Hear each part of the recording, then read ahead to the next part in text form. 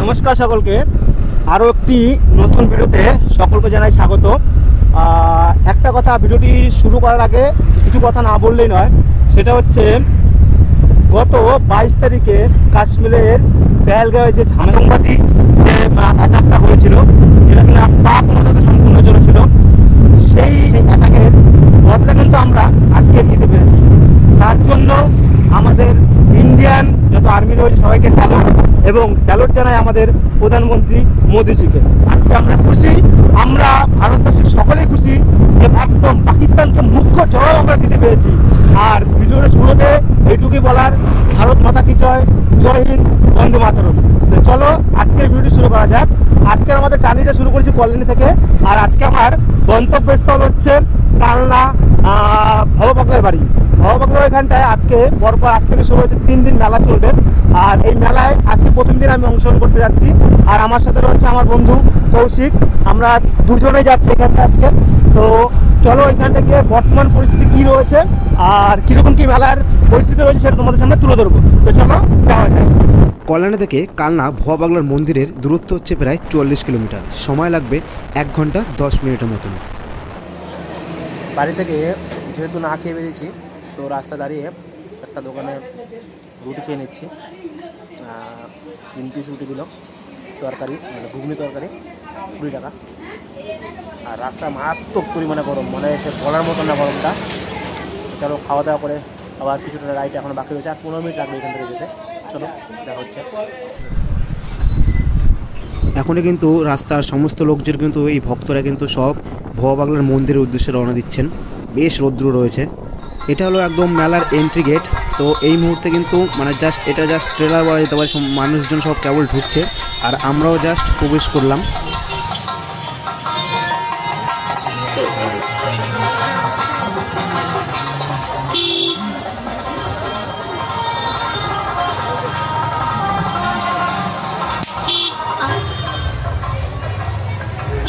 বেশ ভিড় মেলায়।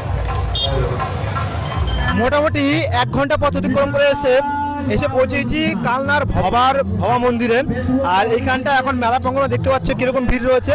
আমরা আস্তে আস্তে টোটাল এই মন্দিরটা প্রাঙ্গণ ভ্রমণ করব, আর পাশাপাশি এই যে মেলা প্রাঙ্গণ আছে সেটা তোমাদের ভ্রমণ করাবো। এইখানটায় পরপর কিন্তু 3 দিন ব্যাপী, মানে আজকে 10 তারিখ, কালকে 11 এবং পরশু দিন 12, পরপর এই 3 দিন কিন্তু চলবে এইখানটায় এই মহা বাউল গানের মেলা।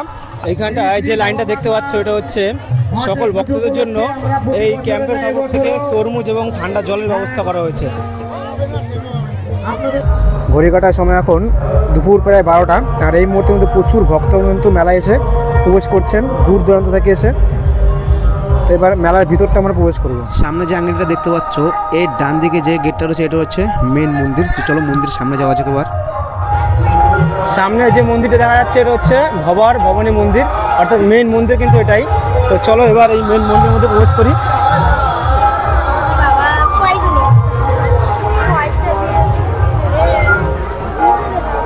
সামনে ওদিক থেকে প্রবেশ করার পরে একটু আগে আসলে এখানটা পড়বে শৈলেশ্বর শিব মন্দির। আর দেখো এখানটা রয়েছে শিবলিঙ্গ রয়েছে, অমর ধামে বাবা আমার ধামে শৈলমোহন রায় চৌধুরী। যাই হোক এই মন্দিরটি কিন্তু এখানটা রয়েছে, আর এখানটায় বহু ভক্তগণ এসে পুজো দিচ্ছেন। আর তার ঠিক সামনে রয়েছে এই ভবানী মেন মন্দিরটি।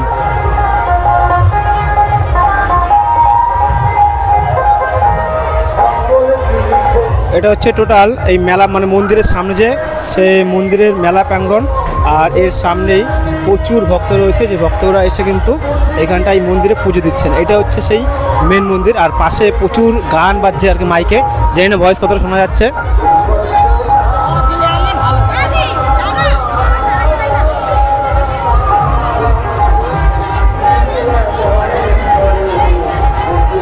ভবাগলা, যার সম্পূর্ণ নাম হচ্ছে ভবেন্দ্রমোহন রায় চৌধুরী, আর তিনি জন্মগ্রহণ করেছিলেন 17 অক্টোবর 1902 সালে। তিনি ছিলেন ভারতীয় সঙ্গীত জগতের একজন গীতিকার, সুরকার এবং মা কালীর ভক্ত। ভোয়া পাগলার নিজের সুর করা এবং নিজের লেখা প্রচুর গান রয়েছে, যে গানগুলো আজও গ্রাম বাংলার বাউল শিল্পীরা স্টেজে গেয়ে থাকেন। আমার সামনে যে মন্দিরটা দেখা যাচ্ছে এটি হলো ভোয়া পাগলার সমাধি মন্দির।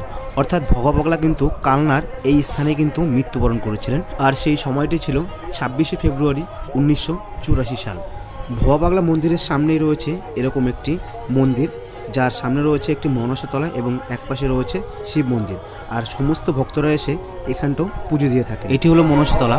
দেখো এইখানটা কিন্তু বহু পুণ্যার্থী বা ভক্তরা এসে পুজো দিচ্ছেন, আর মনসা গাছটা কিন্তু বেশ বড়।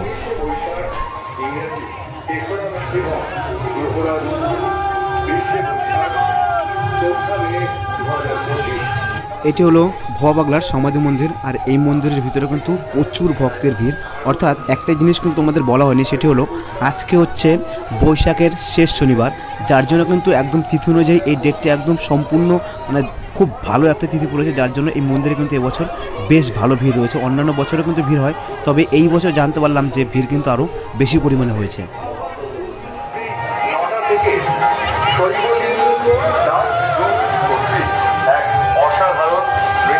আমাদের ভবানী মন্দির হীরক জয়ন্তী বর্ষ উদযাপন করতে চলেছে। পরিচালনায় ভবানী মন্দির পাবলিক ট্রাস্ট। ভবানী মায়ের এই মহাপূজায় সকলকে করি আহ্বান। আগামী 19শে বৈশাখ ইংরাজির 3রা মে শনিবার ভোয়া পাগলার মন্দিরের ঠিক সামনে রয়েছে একটি কৃষ্ণচূড়া গাছ, আর যার সামনে রয়েছে দূর দূরান্ত থেকে আগত সমস্ত সাধু সন্তরা। এনারা এসে কিন্তু দুদিন আগে থেকে এখানটায় তারা থাকছেন এবং ভক্তদের আশীর্বাদ করছেন। গানে গানে মন মাতাতে আসছেন উত্তম দাস বাউল, নীলা মা, গোকুল দাসের হাতের সুন্দর প্রদর্শনী। এটি হলো ভোয়ার পবনপুত্র মন্দির, আর এই মন্দিরের মধ্যে রয়েছেন ভোয়া পাগলা এবং তার পাশে রয়েছেন হনুমানজি, যিনি হলো ভোয়া পাগলার পবনপুত্র।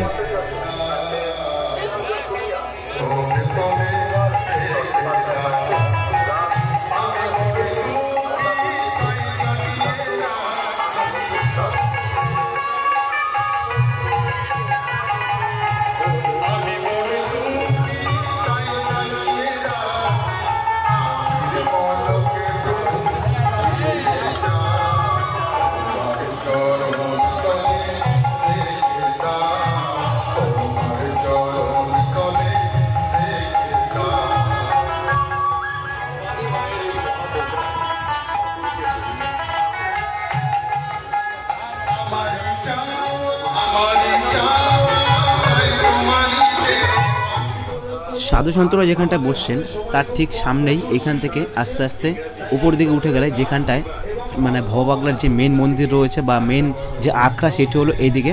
তো আমরা সেই দিকে যাচ্ছি এখন, যেখানটায় সকালবেলা থেকে শুরু হয়ে গেছে বাউল গান অনুষ্ঠান। এখানটায় ভোয়া পাগলার কিছু বাণী লেখা রয়েছে।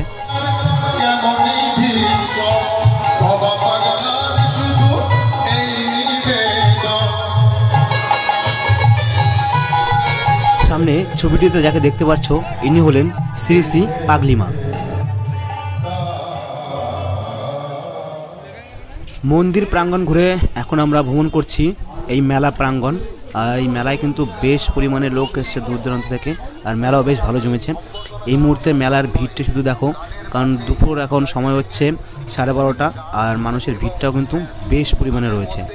এটি হলো মন্দিরের একদম পিছন দিকে রাস্তা, আর এদিক থেকে কিন্তু বহু ভক্তরা কিন্তু মন্দিরে প্রবেশ করছেন, আর ঠিক তার সামনে দিয়ে যে রাস্তাটি গেছে এদিক দিয়ে কিন্তু মানে বাউল গানের আখড়া রয়েছে। তো চলো সেদিকেও আমরা যাই। এই মেলাটা কিন্তু বেশ কিছুটা জায়গা নিয়ে হচ্ছে।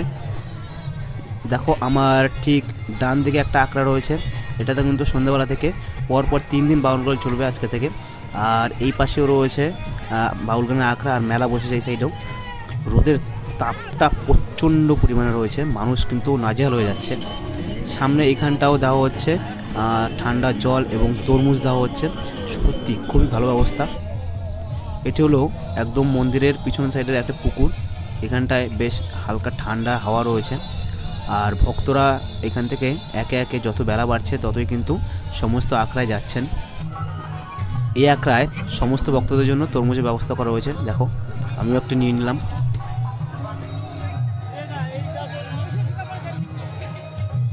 এতটাই গরম এখানটা, আজ কি বলবো, একটা স্টল থেকে এরকম জলের বোতল সবাইকে ফ্রি দেওয়া হচ্ছে, বেশ ভালো উদ্যোগ নেওয়া হয়েছে।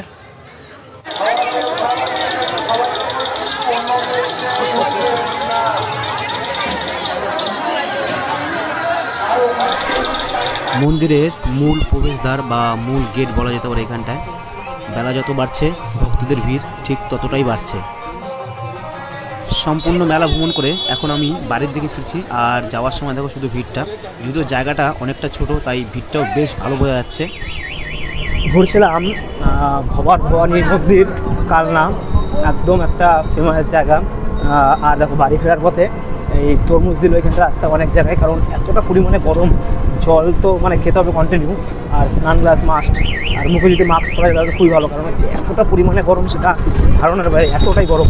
তো এখন চলে যাচ্ছে এখান থেকে একদম সরাসরি কালনা স্টেশন। আসার সময় বাইকে করে এসেছিলাম, এখন যাওয়ার সময় কালনা স্টেশন যাব। কালনা থেকে তারপরে ডাইরেক্ট ত্রিবেণী যাবো আপনার ট্রেন ধরে, ওইখান থেকে তারপরে আমি বাড়ি ফিরবো। কিন্তু জুস দেওয়া হচ্ছে এই যে এইখানটা দেখো, ব্যাপক, কিন্তু এরা খুব ভালো পরিষেবা দিচ্ছে রাস্তায়। জয় বাবা। পৌঁছে গেছি কালনা স্টেশনে। আর এই কালনা স্টেশনে কিন্তু দেখলাম একদম স্টেশনের বাইরে ভবানীর যে মন্দির, সেই মন্দিরগুলো কিন্তু এখানটাও পুজো হচ্ছে। কালনা স্টেশনটি অনেকটাই বড়, আর ট্রেন রয়েছে 2:11-তে ব্যান্ডেল পর্যন্ত। আমি এই ট্রেন ধরে কিন্তু বাড়ির দিকে রওনা দেবো। আচ্ছা, এবার এই ভববাগলার মেলাতে আসার সোজা রুটটা বলে দিই। যদি তোমরা কেউ ট্রেনে করে আসতে চাও তাহলে হাওড়া কিংবা ব্যান্ডেল কিংবা ত্রিবেণী থেকে ডাইরেক্ট অম্বিকা কালনা অর্থাৎ কাটোয়াগামী ট্রেন ধরলে কিন্তু কালনা স্টেশনে নামতে পারবে। স্টেশনে নেমে 1 নম্বর প্ল্যাটফর্ম থেকে একদম বাইরে বেরিয়ে টোটো কিংবা অটো করে, যদি টোটো যায়, টোটো করে কিন্তু 20 টাকা নেবে, একদম মেলা প্রাঙ্গণে নামিয়ে দেবে। যেহেতু এই মেলাটা এখনও 2 দিন থাকবে আজকে বাদে, অর্থাৎ 10, 11, 12 3 দিন চলবে, আজকে বাদ দিলে আর 2 দিন। তো তোমরা কিন্তু চাইলে আসতেই পারো। আর যদি তোমরা কেউ শান্তিপুর কিংবা চাকদা কিংবা কৃষ্ণনগর থেকে আসতে চাইছো তাদের জন্য কিন্তু সুবিধা হচ্ছে কৃষ্ণনগর কিংবা শান্তিপুর থেকে ঘাট পরে একদম কালনাতে মানে এই মন্দিরের সামনে চলে আসতে পারবে, এটা সবথেকে সুবিধা। তো আমি যেহেতু কলোনি থেকে এসেছি তাই আমি ঈশ্বরগুপ্ত সেতু পার করে বাইকে করে এসেছিলাম আমরা, তো কালনা রোড ধরে এসেছি। তো এই ছিল আজকের অম্বিকা কালনার একদম ভববাগলার মন্দিরের ছোট্ট একটি ভিডিও। কেমন লাগলো তোমাদের অবশ্যই কমেন্টস করে জানিও। যদি ভালো লাগে তাহলে অবশ্যই সাবস্ক্রাইব করে চ্যানেলটির পাশে যুক্ত থেকো। দেখা হচ্ছে পরের ভিডিওতে।